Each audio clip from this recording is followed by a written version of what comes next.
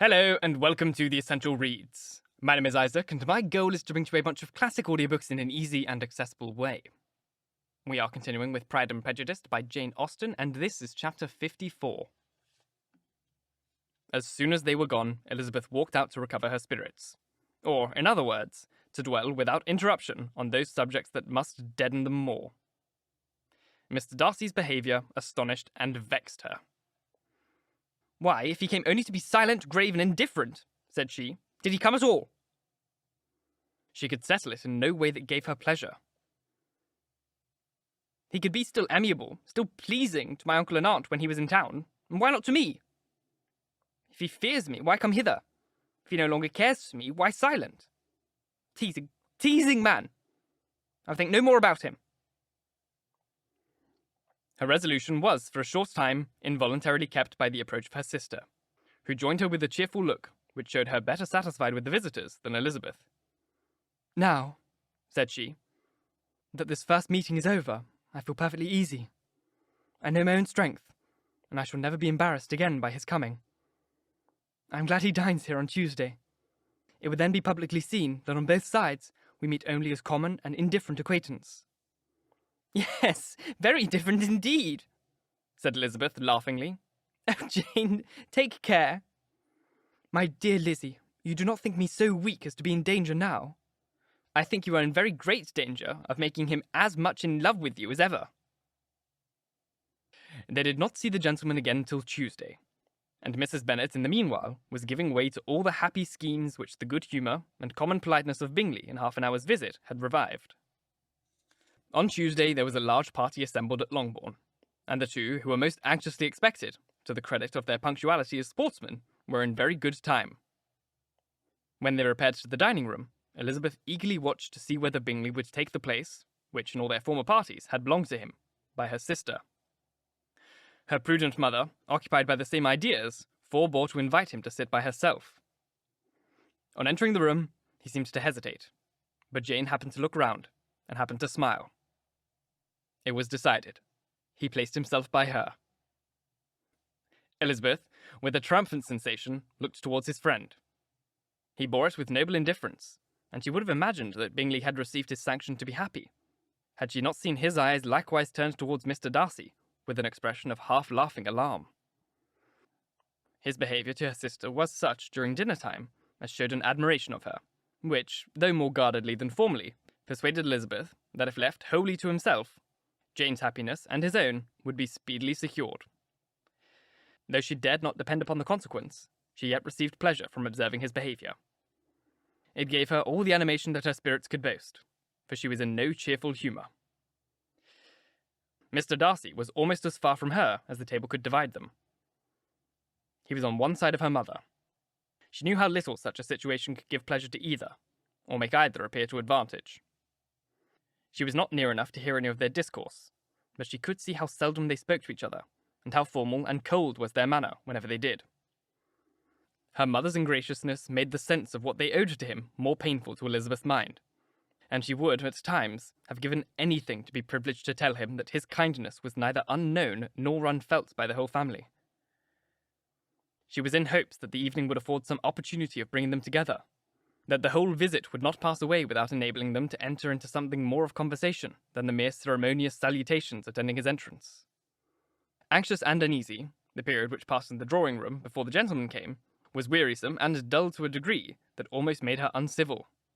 She looked forward to their entrance as the point on which all her chance of pleasure for the evening must depend. "If he does not come to me then," said she, "I shall give him up forever." The gentleman came, and she thought he looked as if he would have answered her hopes. But alas, the ladies had crowded round the table, where Miss Bennet was making tea, and Elizabeth pouring out the coffee in so close confederacy, that there was not a single vacancy near her which would admit a chair. And on the gentleman's approaching, one of the girls moved closer to her than ever, and said in a whisper, "The men shan't come to part us, I am determined. We want none of them, do we?" Darcy had walked to another part of the room. She followed him with her eyes, envied everyone to whom he spoke, had scarcely patience enough to help anybody to coffee, and then was enraged against herself for being so silly. A man who has once been refused. How could I ever be so foolish to expect the renewal of his love? Is there one amongst the sex who would not protest against such a weakness as a second proposal to the same woman? There is no indignity so abhorrent to their feelings. She was a little revived, however, by his bringing back his coffee cup himself, and she seized the opportunity of saying, "Is your sister at Pemberley still?" "Yes, she will remain there till Christmas." "And quite alone? Have all her friends left her?" "Mrs Ainsley is with her. The others have gone on to Scarborough these 3 weeks." She could think of nothing to say, but if he wished to converse with her, he might have better success. He stood by her, however, for some minutes in silence, and at last, on the young lady's whispering to Elizabeth again, he walked away. When the tea things were removed and the card tables placed, the ladies all rose, and Elizabeth was then hoping to be soon joined by him, when all her views were overthrown by seeing him fall victim to her mother's rhapsody for whist players, and in a few moments after seated with the rest of the party. She now lost every expectation of pleasure. They were confined for the evening at different tables, and she had nothing to hope but that his eyes were so often turned towards her side of the room as to make him play as unsuccessfully as herself. Mrs Bennet had designed to keep the 2 Netherfield gentlemen to supper, but their carriage was unluckily ordered before any of the others, and she had no opportunity of detaining them. "Well, gals," said she, as soon as they were left to themselves, "what say you to the day? I think everything has passed off uncommonly well, I assure you. The dinner was as well dressed as any I ever saw. The venison was roasted to a turn, and everybody said they never saw so fat a haunch. The soup was 50 times better than we had at the Lucases last week, and even Mr Darcy acknowledged that the partridges were remarkably well done, and I suppose he has 2 or 3 French cooks at least. And my dear Jane, I never saw you look so great in beauty. Mrs Long said so too, for I asked her whether you did not. And what do you think she said besides? Ah, Mrs Bennet, we shall soon have her at Netherfield at last. She did indeed. I do think Mrs Long is as good a creature as ever lived. And her nieces are very pretty behaved girls, and not at all handsome. I like them prodigiously." Mrs Bennet, in short, was in very great spirits. She had seen enough of Bingley's behaviour to Jane to be convinced that she would get him at last, and her expectations of the advantage to her family, when in happy humour, was so far beyond reason that she was quite disappointed at not seeing him there again the next day to make his proposal. "It has been a very agreeable day," said Miss Bennet to Elizabeth. "The party seemed so well selected, so suitable with the other. I hope we may often meet again." Elizabeth smiled. "Lizzie, you must not do so. You must not suspect me. It mortifies me. I assure you that I have now learnt to enjoy his conversation as an agreeable and sensible young man, without having wished beyond it. I am perfectly satisfied from what his manners now are, that he'd never any design of engaging my affection. It is only that he is blessed with greater sweetness of address, and a stronger desire of generally pleasing than any other man." "You are very cruel," said her sister. "You not let me smile, and you are provoking me to it every moment. How hard is it in some cases to be believed, and how impossible in others. But why should you wish to persuade me that I feel more than I acknowledge?" "That is a question which I hardly know how to answer. We all love to instruct, though we can teach only what is not worth knowing.